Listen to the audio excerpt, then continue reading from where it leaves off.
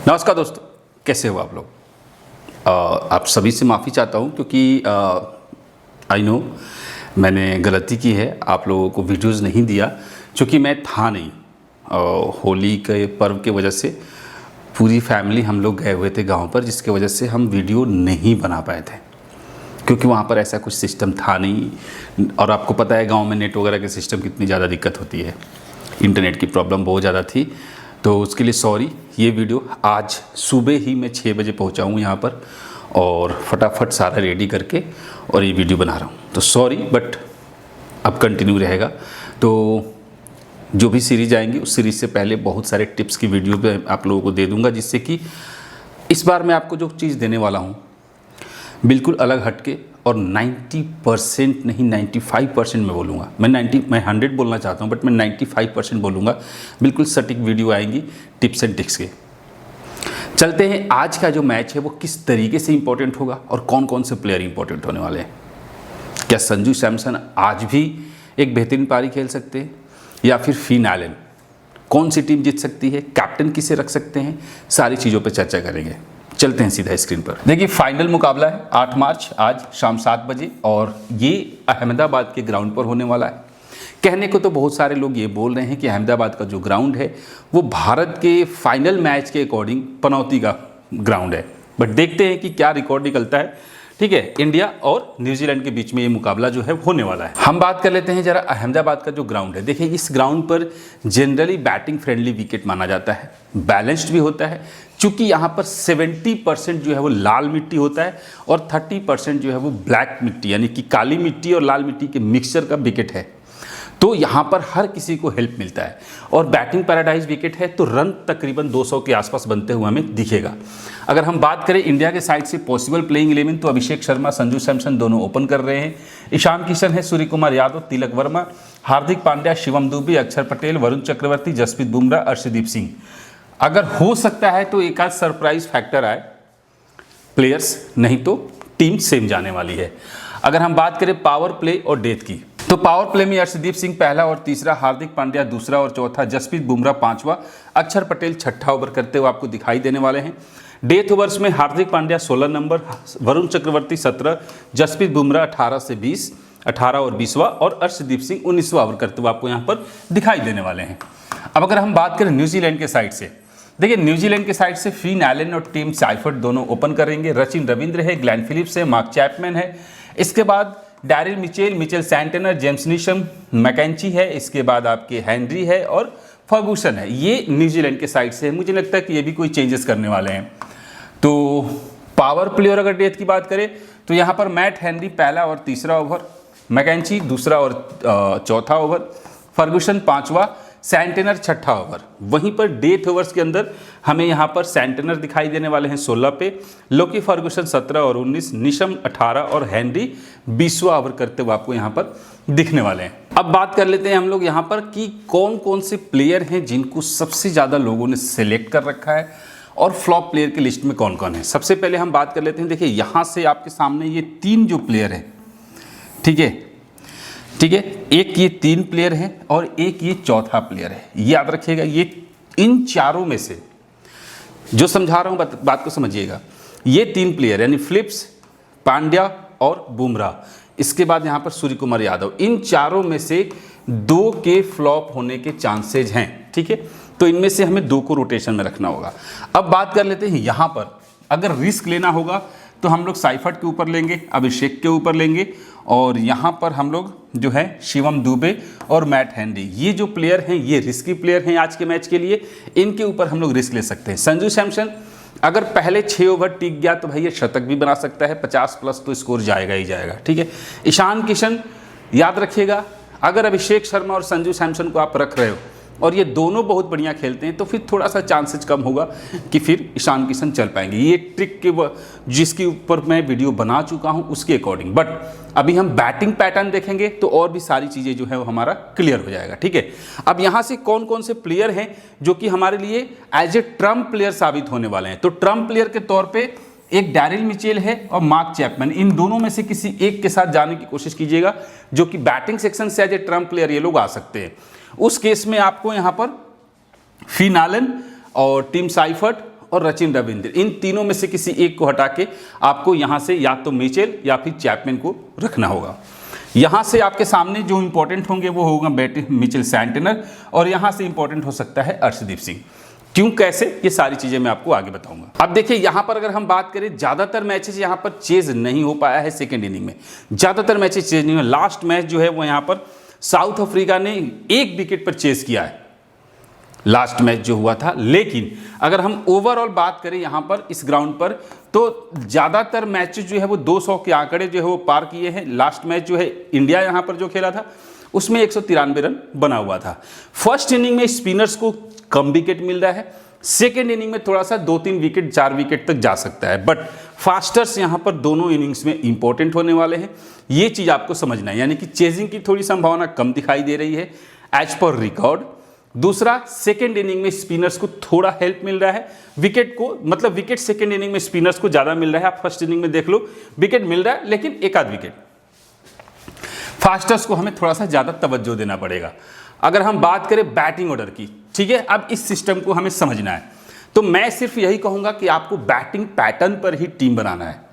Pattern पर क्यों बोल रहा हूँ, क्योंकि देखो यहाँ पर एक मैच ऐसा हुआ है जहां पर तीनों ही प्लेयर, टॉप 3 प्लेयर बहुत अच्छा खेले। यानी कि अगर इंडिया से हम देखें तो अभिषेक शर्मा, संजू सैमसन और ईशान किशन, इन तीनों को पिक करेंगे। अगर इस पैटर्न पे जाए, अगर हम इस पैटर्न पर जाए, अगर हम इस पैटर्न पर जाए, ठीक है, अगर हम इसके बाद इस पैटर्न को भी हम ले सकते हैं, ठीक है।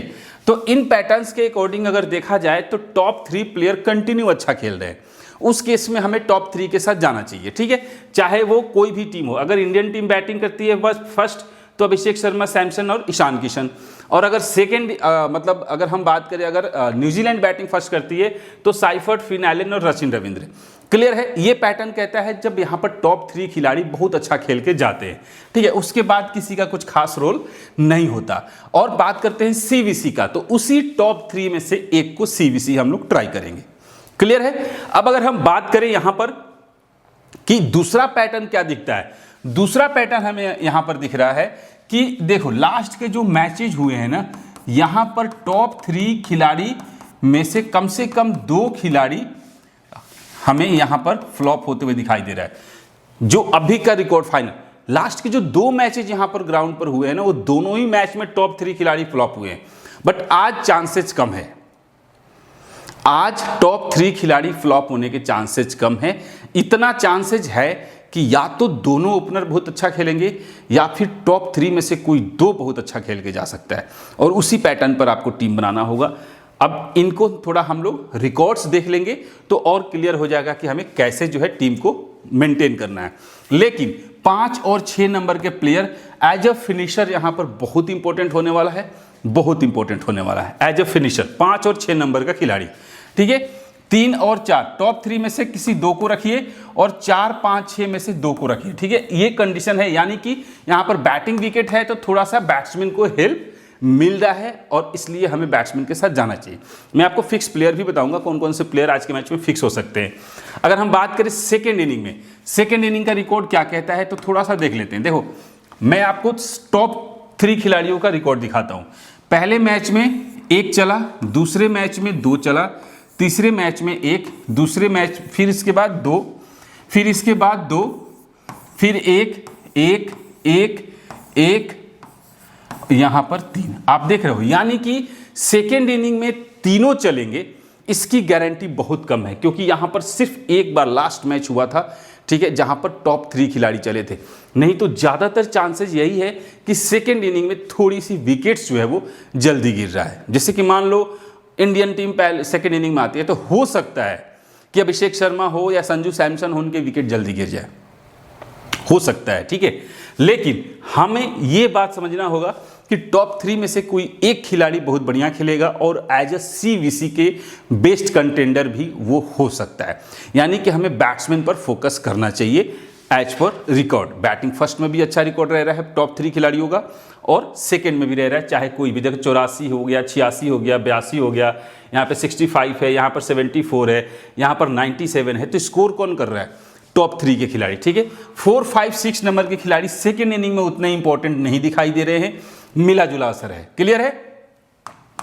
अब अगर हम बात करें यहाँ पर कि फर्स्ट इनिंग की बॉलिंग ऑर्डर, देखो फास्टर्स को तो हमें रखना ही रखना है, हर हाल में फास्टर्स को रखना है, जो कि 2 से 4 विकेट का आंकड़ा जो है वो आपको हर मैच में, लगभग मैचेस के अंदर आपको दिखाई दे सकता है, लगभग, ठीक है, 2 से 4 विकेट का आंकड़ा यहां पर आपको दिख रहा है। तो इसके अकॉर्डिंग अगर हम देखें तो आपको कम से कम एक फास्ट बॉलर को हर हाल में रखना होगा। इंडिया के साइड से जसप्रीत बुमराह हो सकते हैं या फिर अर्शदीप सिंह हो सकते हैं, और अगर यहां से देखें तो मैट हेनरी या फिर लॉकी फर्गुसन हो सकते हैं। क्लियर है।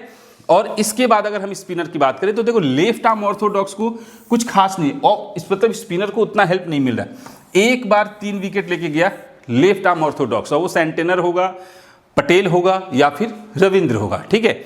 ऑफ स्पिनर को भी उतना ज्यादा यहां पर हेल्प नहीं मिल रहा है। अब अगर हम बात करें सेकेंड इनिंग में क्या हो रहा है, थोड़ा सा स्पिनर्स को हम लोग ट्राई कर सकते हैं।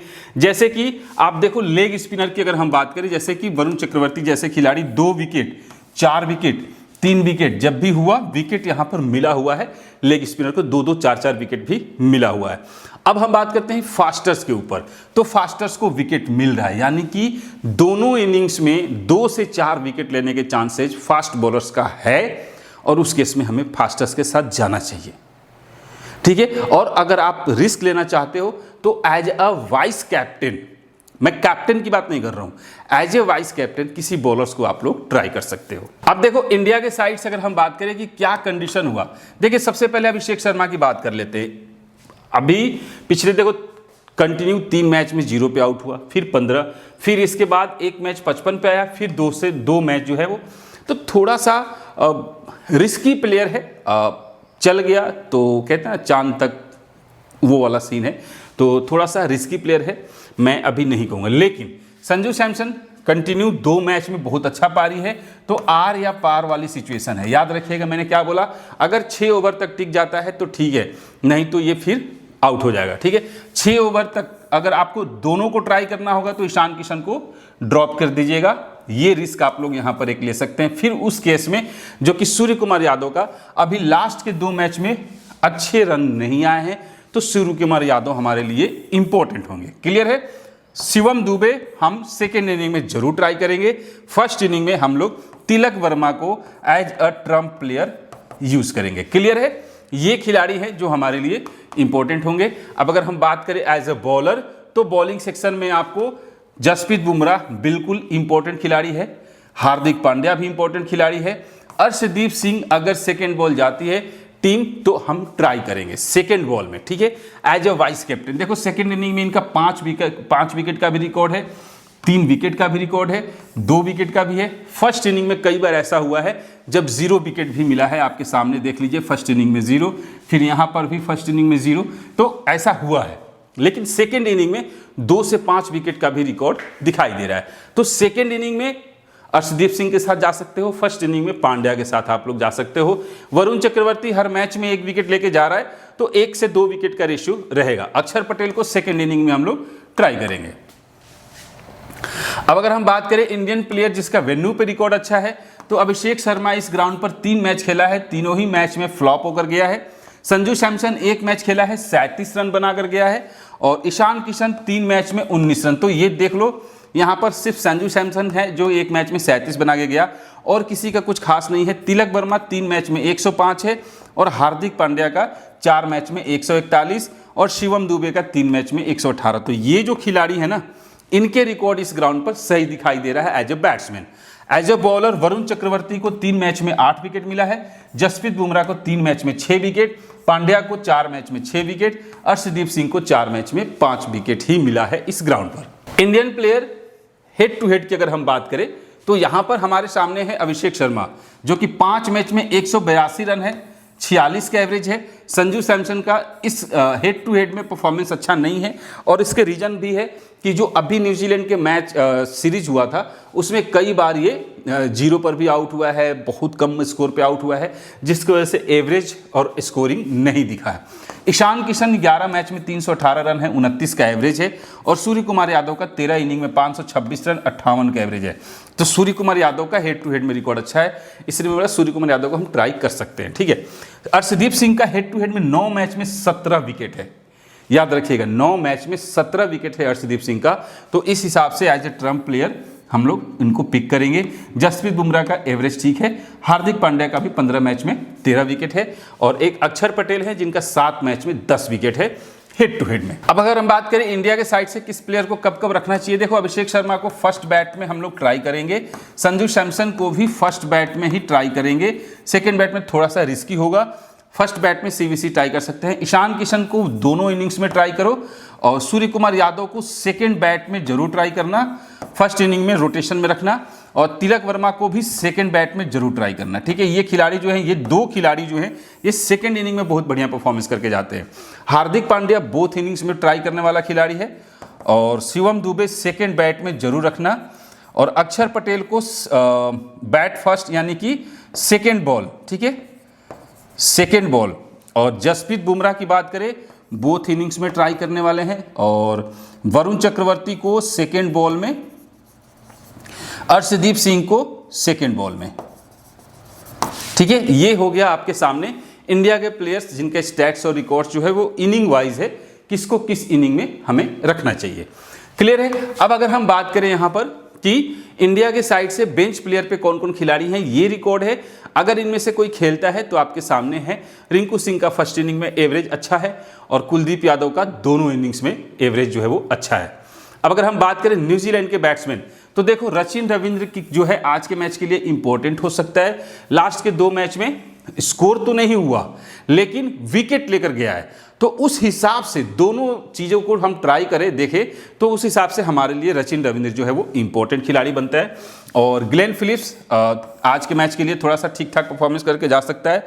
डैरिल मिचेल और मार्क चैपमैन, ये दोनों में से कोई एक हम इनको ट्रम्प प्लेयर के तौर पे यूज़ करेंगे। सैंटनर अगर सेकेंड बॉल न्यूजीलैंड करेगी तो हम ट्राई करेंगे, और टीम साइफर्ट और फिन एलन, ये दोनों में से कोई एक फ्लॉप होगा। फर्स्ट बैट होगा तो फिन एलन के ऊपर हम लोग रिस्क ले सकते हैं, सेकेंड में भाई साहब हो सकता है खेल जाए। न्यूजीलैंड के बॉलर्स मिचेल सैंटनर जो है लास्ट के 3 मैच में विकेट नहीं मिला है, 0-0-0 देखो, तो 1 से 2 विकेट इसका आज के मैच में हो सकता है। मैट हेनरी का भी 1 से 2 विकेट हो सकता है, और रचिन रविंद्र मुझे लगता है विकेट से ज़्यादा नहीं, 0 से 1 विकेट हो सकता है, और इसके बाद लोकी फर्गूसन का भी 1 से 2 विकेट हो सकता है। जो खिलाड़ी इंपॉर्टेंट होगा वो होगा मिचेल सैंटनर, और दूसरा होगा आपके मैट हेनरी। ठीक है, ये खिलाड़ी जो है एज ए बॉलर जो है वो थोड़ा सा इंपॉर्टेंट हो गए। मैकेंची एक्चुअली स्पिनर्स को ज्यादा हेल्प नहीं मिल रहा है। अब देखिए न्यूजीलैंड के प्लेयर्स, वेन्यू की बात करें तो किसी का वेन्यू पे रिकॉर्ड अच्छा नहीं है। फिन एलन का भी रिकॉर्ड अच्छा नहीं है, 2 मैच में सिर्फ 17 का एवरेज है।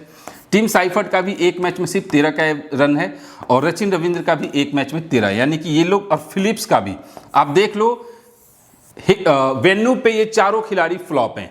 अगर हम चैपमैन की बात करें, ये भी फ्लॉप है।